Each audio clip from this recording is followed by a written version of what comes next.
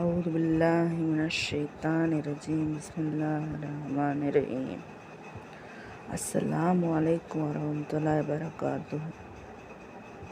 அடக்குங்கள் கோபத்தை. நார்மல் சத்து அதிகமாக தரக்கூடிய காய்ந்த திராட்சை, வெந்தயம், வெந்தயக்கீரை, முளைக்கீரை, அரைக்கீரை, பச்சை பசலை இவைகளை எல்லாம் தினமும் மாற்றி மாற்றி தின்று கொண்டு வாருங்கள். அவைகளை இழிந்தெடுத்தவுடன் அதிகமாக சுகர் உள்ளவர்கள் வெந்தயத்தை பொடி பண்ணி அதை 1 ஸ்பூன் சுடுதண்ணீரில் கலந்து குடித்து வரவும். உங்களுக்கு அல்லாஹ் ராஹத்தை கொடுக்கட்டும். மெயின் அதிகமான நோய்க்கு காரணம் ஹராம் என்று பாராமல் அந்த உணவுகளை சம்பாத்தியத்தை அதனால் வரக்கூடிய வருவாயின் மூலமாக உணவு உண்ணக்கூடிய உணவுகளின் மூலமாகத்தான் நோய் பரவுகிறது.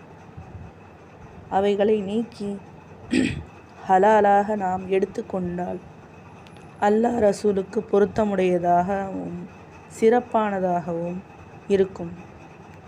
அதிகமாக ஹலால் ஹராம் என்றால் மக்களுக்கு கோபம் வருது. ஏன் கோபம் வருது?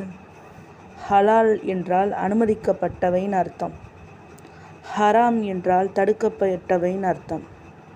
தடுக்கப்பட்டதை விட்டுவிட்டு நல்லதை எடுங்கன்னு சொன்னால் நிறைய மக்களுக்கு கோபம் வருது. தன்னைத்தான் நொந்து கொண்டு கோபப்பட்டு யாரையும் எதுவும் செய்துவிட முடியாது. அஸ்ஸலாமு அலைக்கும் வரஹ்மத்துல்லாஹி வபரகாத்துஹு.